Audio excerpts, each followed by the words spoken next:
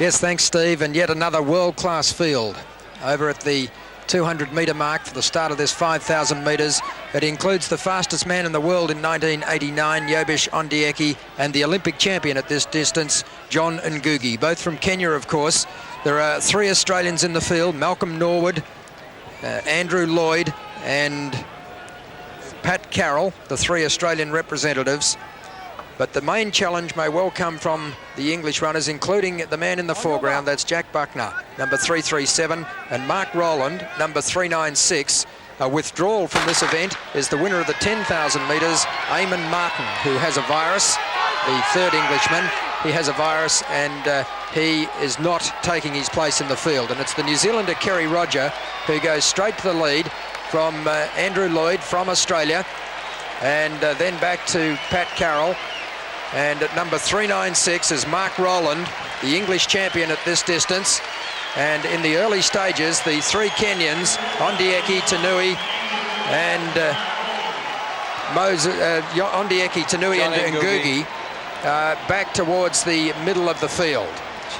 Rodger's taking them out fairly quickly, Steve Monaghetti. Yes, and no one's going with him. The Kenyans are certainly very cagey sitting at the back, but wait for it. Something could happen very shortly. How do you expect this race to unfold? I think John Ngugi's going to break the field up by putting a solid lap in, probably in the middle stages, but without Eamonn Martin, that could change the face of the race a little bit. So Kerry Rodger, number 807, the New Zealander, is leading this 5,000 metre field. He set a New Zealand national record in Auckland a fortnight ago and appeared to be running in very good form, but his performance in the 10,000 metres was perhaps a little bit disappointing. So now he's being wheeled in initially by Pat Carroll from Australia. He's number 42. Andy Lloyd is still there, and Rowland on the inside.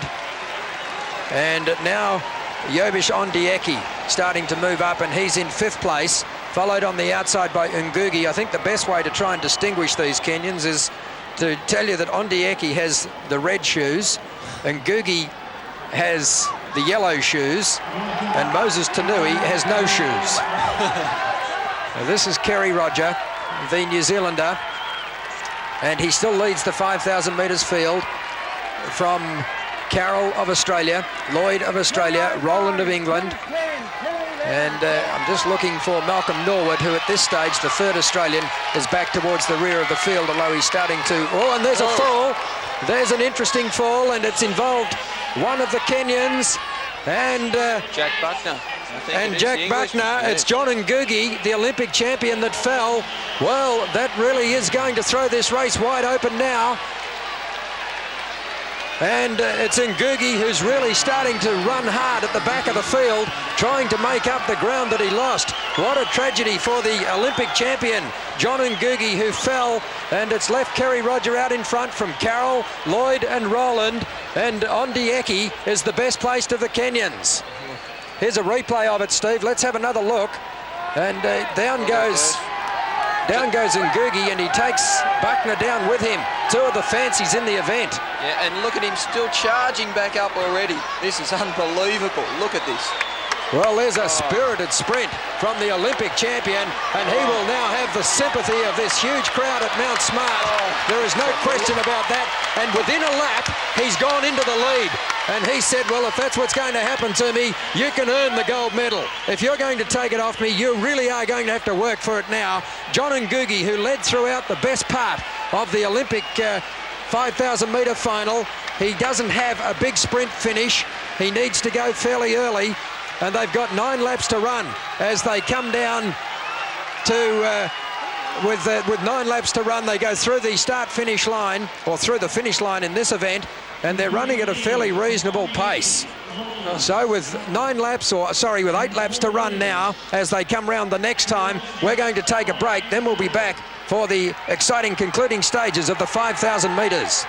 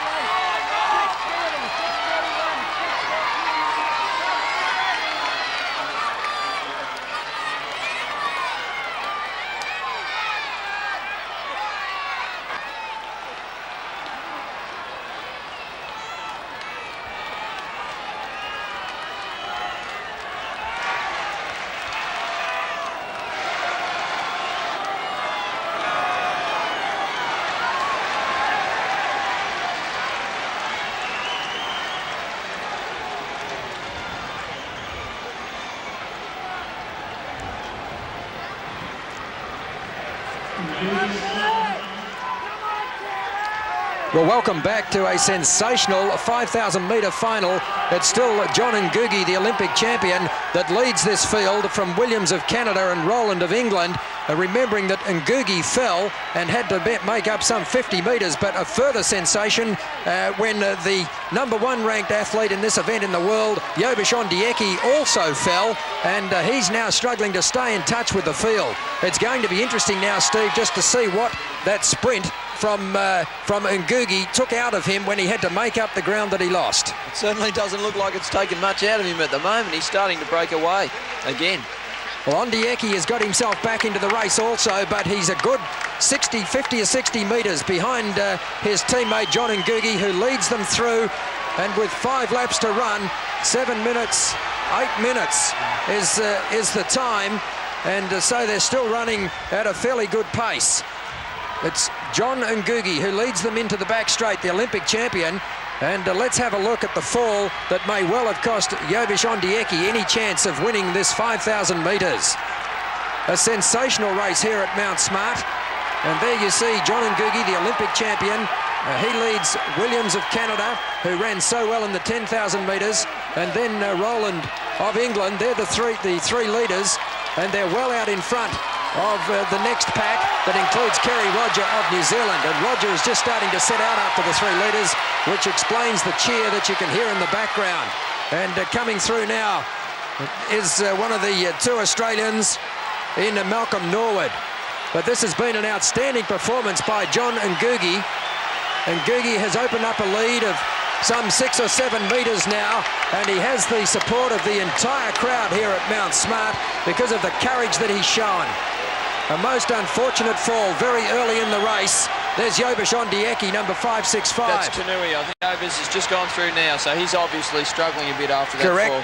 Correct. It was Tanui who went through the second of the Kenyans, and Ondieki is the best part of 100 metres behind the race leader. Yeah. So there is little chance now, I think, of him finishing or participating in the finish. But here's the leader. It's John Ngugi from Kenya, the Olympic gold medalist, and he's opened up a lead of approximately 8 metres over Paul Williams of Canada, third in the 10 kilometres on the first day of the Games. And in hot pursuit of him is Mark Rowland, the English champion. And it's going to take a big performance from those that are trailing to upset this pattern, although it's obviously possible. Ngugi leads them down the straight. They've got 3 laps left to run. And he's still running a very credible time.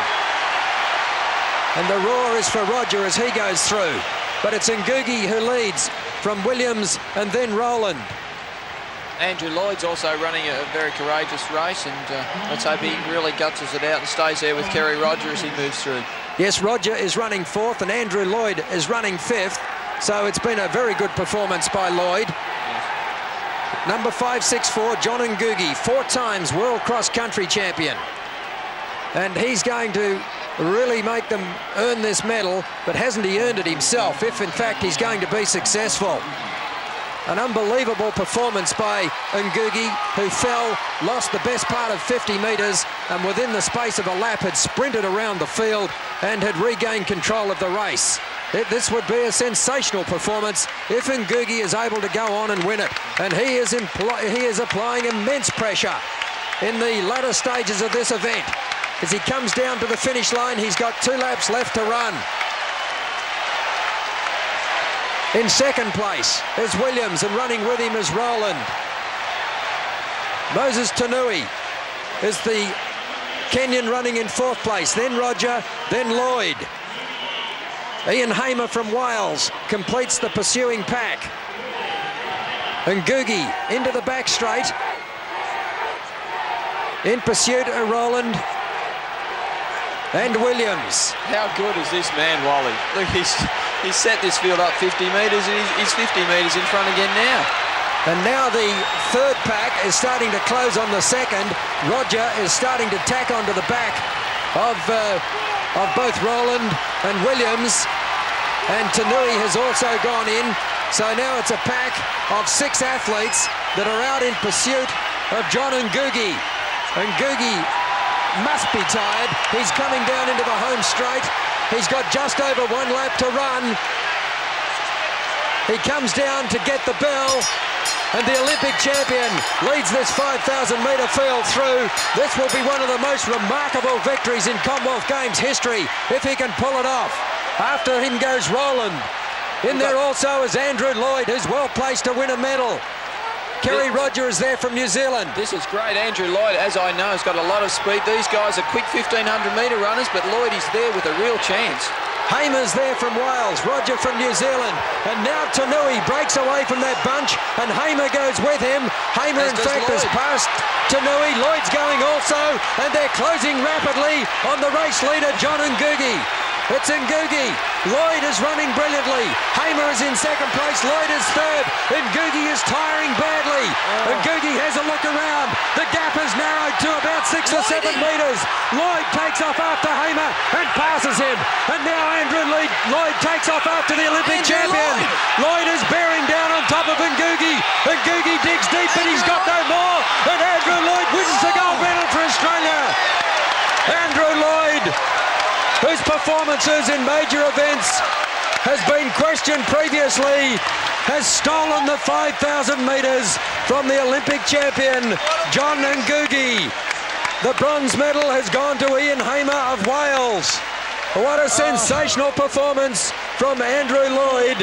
Unbelievable. He is the winner of the 5,000 metres gold medal, but let's just spare a moment for the man who has finished second, John Ngugi, who fell in the early stages of the race, who clambered back to his feet, who raced around the field in the ensuing lap to regain the lead and control of the event, and who has been beaten in the run to the line. Here's the concluding stages again. Ngugi led by about 10 metres at the top of the straight, but Andrew Lloyd, with blistering speed in the last 50 metres, the last 75 metres, has gone past Hamer, and then he's gone past Ngugi, and he has claimed the gold medal. The biggest moment in Andrew Lloyd's career, without question. Well, a magnificent performance by Andrew Lloyd. It's Hamer in the middle of the two, and Ngugi still leading at this stage. It's very difficult not to feel just a little bit sorry for John Ngugi, Steve. It is, but we've got to give it to Lloyd. He came home. It was a magnificent effort. Certainly a real surprise. I'm in a bit of shock here. It's great for Australian distance running. Well, there have been question marks over Andrew Lloyd in the past. The media, amongst others, have often questioned his ability in major championships, but he's silenced those critics now. There was a very significant gap at the top of the straight. He's shown incredible speed in the last, 200 metres of the race. Yes, I think once he realised he had a chance of catching Ngugi, he's really picked him up and the dive at the line. There's Andrew Lloyd taking a well-deserved lap of honour of the Mount Smart Stadium. Andrew Lloyd snatching the gold medal from the Olympic champion John Ngugi, and Andrew Lloyd has performed one of the great feats of the track and field competition by an Australian in front of his Prime Minister and in front of a very appreciative crowd. A fantastic moment for Andrew Lloyd, and he had nothing to do with the two falls that occurred during the running of that race. Both Ngugi and Ondieki, the two favourites for the event, fell at different stages during the event, but Lloyd was not part of that, and he maintained his composure in what must have been a difficult race to run in. Oh yeah, you noticed that they were in Indian file for so much of the journey, a very unbelievably difficult race to be a part of, certainly. I'm sure he would have been motivated, inspired by the fact that those two athletes had fallen. He would have known that it would have taken a lot out of them, and he no doubt planned his race accordingly from those points on, and he has caused a major upset. That is a fantastic performance by Australia's Andrew Lloyd to take the 5,000 metres gold medal. And gee, it's a long time since Australia has won that gold medal. Let's go down to Adrian Swift. Congratulations, you just seemed to change gear there on that last straight. Oh, I could see home coming up real quick and John Ngugi in front, and he's not a blinding sprint finisher, so I had to take the chance and I just kicked down real hard. A couple were coming up from behind and I thought, well, I've got to make a run for that line, and I dipped and I got it, so I was really happy. That must be the best race of your career and certainly the best finish of the games. I haven't seen a 1500 yet. They're going to have a good finish, but for my career, yeah, that's my greatest run I've ever had, and I'm really pleased. I set out to get a medal, and I didn't expect gold. I wanted to get bronze, but the race was a slow one, and it fell right into my hands. Did you feel sorry for John Ngugi at all as you went past him after the fall? No. Part of the game, isn't it? During the heats, I was spiked very badly in my legs, so part and parcel of it. Congratulations, a great run, Andrew. Thank you. Back to you, Wally.